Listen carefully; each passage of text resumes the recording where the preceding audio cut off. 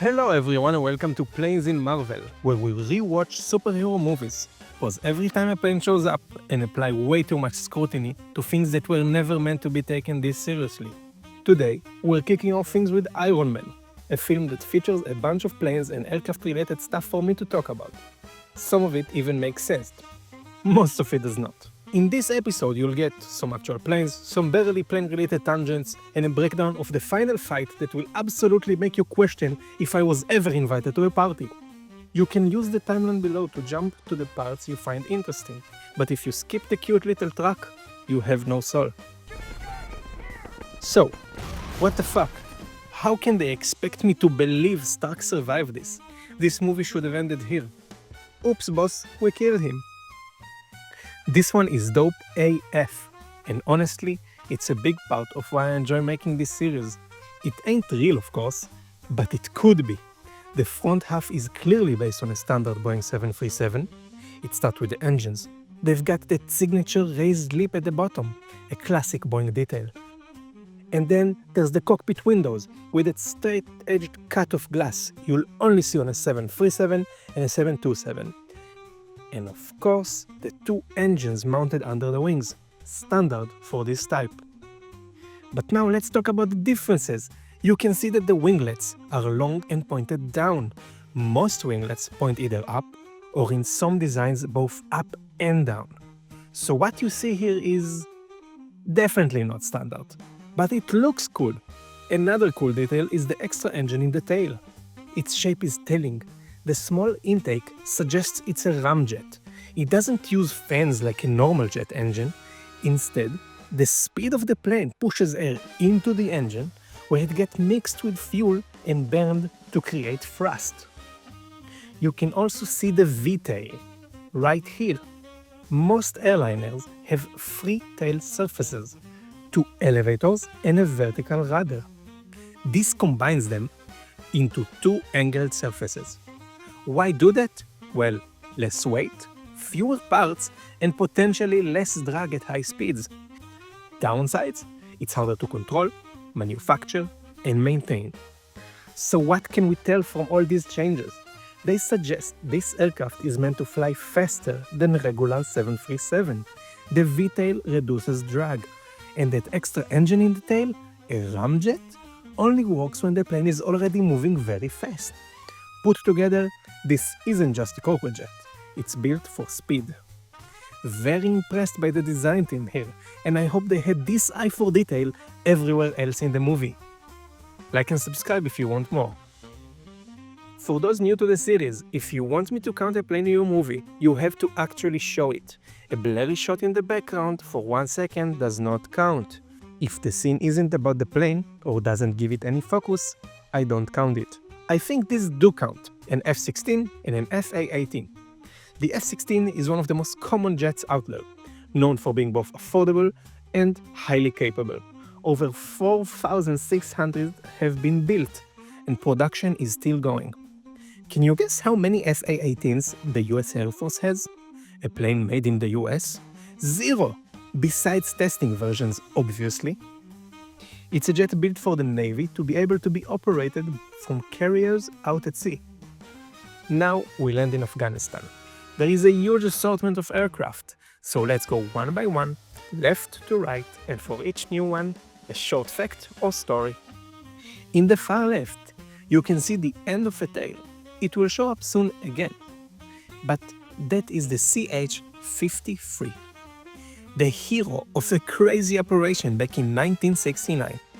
A state-of-the-art Soviet radar was supplied to the Egyptians, and the crazy idea came up in the Israeli command. Why destroy it if we can steal it and gather vital intelligence on how it works?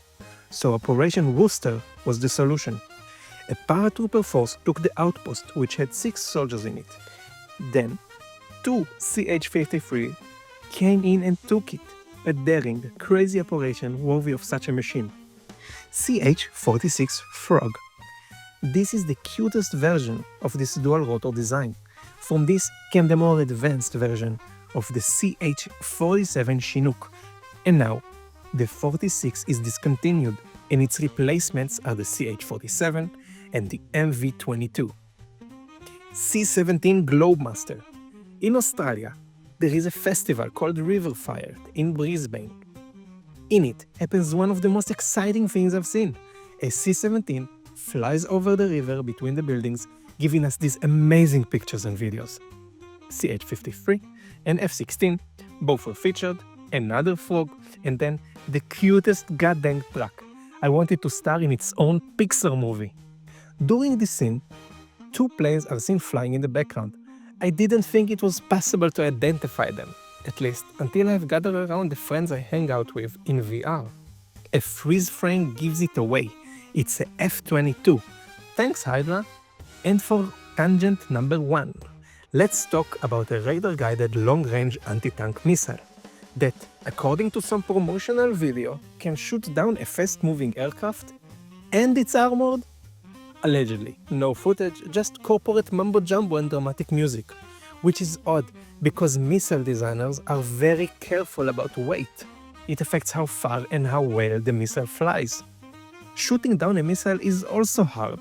They're tiny, fast, and difficult to hit.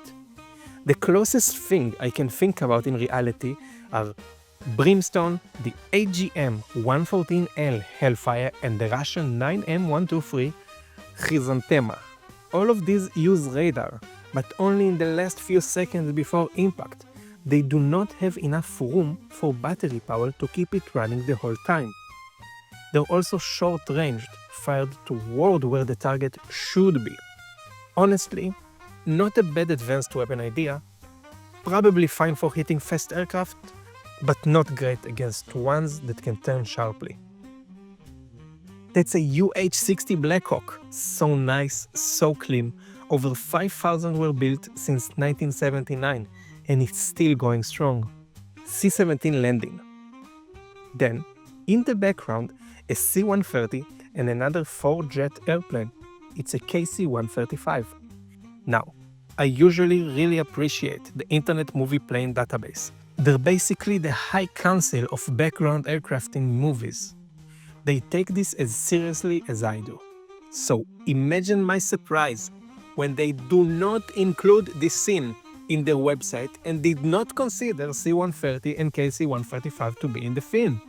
What else are they hiding? Continuing with the real theme of these videos, me mulling over whether something that resembles a plane is actually a plane or not. In this case, it kind of is. It's a YF-22, a prototype that won the contest to become the US stealth fighter. Eventually, it turned into the F-22, which makes a bunch of appearances in this movie. Also, this reminds me of a great roundabout in Beersheba, with an old F-4 Phantom on display. If I ever build a city, every roundabout will have a plane on it. That's just good infrastructure. This looks like a UH60. We've seen a proper one earlier, but this one's missing a bunch of key details. No leg windows, weird shape, just off. I haven't found a real variant that looks like this, so I'm calling it either a toy, a prop, or CGI. And that's extra strange, because they clearly had access to real Blackhawks. So what is this? Another F-22 sighting. Only the US has these. They've never been exported, and they're not making new ones. That's an MQ-4 Global Hawk. So cool, it even has an AliExpress copy. This image right here, that's actually the North Korean version. This is technically another tangent, it only barely involves planes. I think that's a C-53 in the distance, but what we're really seeing is a wide shot of Stark's factory or facility. And even though it's not about aircraft, I want to dive in for a second. We can see tanks, air defense systems, jeeps, ground stuff. And it makes more sense to assume Stark Industries is upgrading these systems, not manufacturing them from scratch. Let me explain what I mean by that. See, the defense industry works in a weird way, but it makes sense once you understand the logic. Governments often ensure that big companies have ongoing contracts, even if they didn't offer the best solution. Why? To keep the engineering team working, to keep factories open, to make sure manufacturing capacity doesn't disappear between wars or projects. Sometimes, contracts are intentionally split across companies. One builds the chassis, another upgrades the electronics, a third paints it beige. It's part private industry, part centrally coordinated effort. It's a strange system, but also a pillar of national strategy, geopolitics, and the economy, which leads me to believe Stark isn't building tanks, he's upgrading existing platforms. Okay, now for the legendary F-22 scene. Okay, good, because I'm staring at one right now and it's about to be blown to Kingdom Come. That's my exit. Two fighters are sent to intercept Iron Man after he enters a no-fly zone. Standard intercept procedure goes like this. One plane flies along the target to try and make visual contact or signal. The other stays behind, maintaining a weapons solution, ready to respond if the situation escalates. And in this case, it does escalate. The missile bay door is shown opening, accurately. It's not just to look cool, though it absolutely does. It's designed that way to preserve the stealth profile of the aircraft until the last possible moment before launch. My VR expert also cast some serious doubts as to how these flares can defeat the missile. They're tiny, highly questionable. Now, the most ridiculous part of this entire sequence. Hello? The mobile phone in the control room. Even in some corporate environments, you're not allowed to bring your phone into meetings if the topic is important or sensitive. So how is this guy casually making a call in the middle of a military command center during a live jet interception? Not happening. The next shot completely breaks reality. For a brief moment, Iron Man either shrinks or the F-22 suddenly becomes twice as large. The proportions make no sense. He looks like a toy flying next to the jet. And finally, when a pilot bails out, radio contact is immediately cut. He might have a survival radio or a satellite phone, but it would only be available after landing, once extracted from the ejection seat kit. So overall, the F-22 is portrayed in a very cool manner. Procedures, off. Weapons and visuals, surprisingly accurate. Ridiculous scaling and phone aside? Let's go with a thumbs up. This is now the very juicy part. The plane shown in the HUD is the SR-71 Blackbird, and Jarvis, The altitude record for fixed-wing flight is 85,000 feet, sir. says its record is 85,000 feet, which is true. Now, the rest of the scene gets into the suit and how it works. Propulsion. We're told the suit is powered by a fusion reactor, which, to be clear, does not exist yet. At least not in a way that's stable, functional, and especially not in something this small. But hey, he's supposed to be a genius. So how does he take energy from a fusion reactor and fly? We see bright lights and smoke trails coming from the suit, almost like jet engines, but in the real world, nuclear-powered vehicles don't work that way. For example, nuclear submarines, nuclear ships, even that one nuclear-powered plane my dad told me about, the C6X. Oh my god, it was a hard name to say. C6X, okay. And yes, that plane was real, they put a reactor in it, but it never actually flew using nuclear power. Those systems all use the reactor to generate power to spin a propeller. So, how is Stark flying around without moving parts? Turns out, aerospace engineers have some theories about that. The likely candidate is called NTP, nuclear thermal propulsion. A fission reactor generates heat. A fluid or gas, like hydrogen, is pumped through, superheated and blasted out a nozzle that creates high thrust with very little fuel. In a universe where engineering is a breeze, I'll give it a plausible. Then we get to the final fight, where Stark flies high into the sky to freeze his enemy's suit. How'd you solve the icing problem? Icing problem. Which is based on an older Stark design that was stolen and reverse engineered. The idea is that high altitude equals freezing temperatures. This was even hinted at earlier. Sir, there is a potentially fatal buildup of ice occurring. During his first test flight, when Stark flies too high, ices over and nearly crashes. Sounds dramatic, but it's wrong. Let's break it down.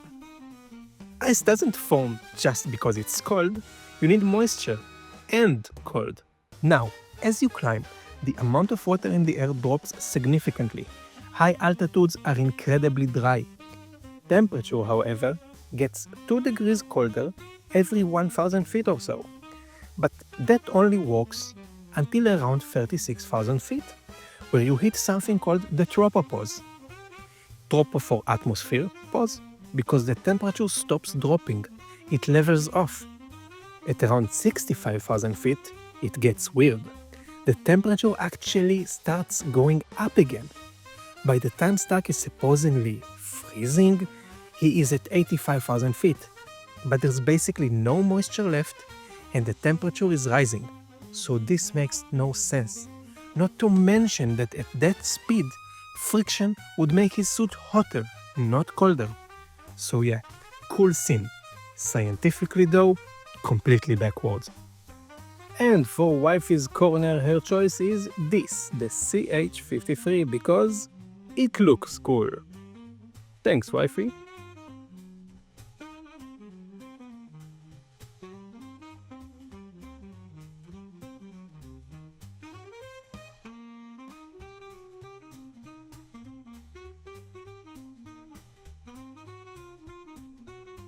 Okay, so what do you think about this one? During the scene, 2 planes are seen flying in the background. I didn't think it was possible to identify them, at least until I've gathered around the nerds I hang out with in VR. I don't think you should say they're nerds, it's implied. What should we say? Maybe your friend, I don't know. We're friends. Amazing.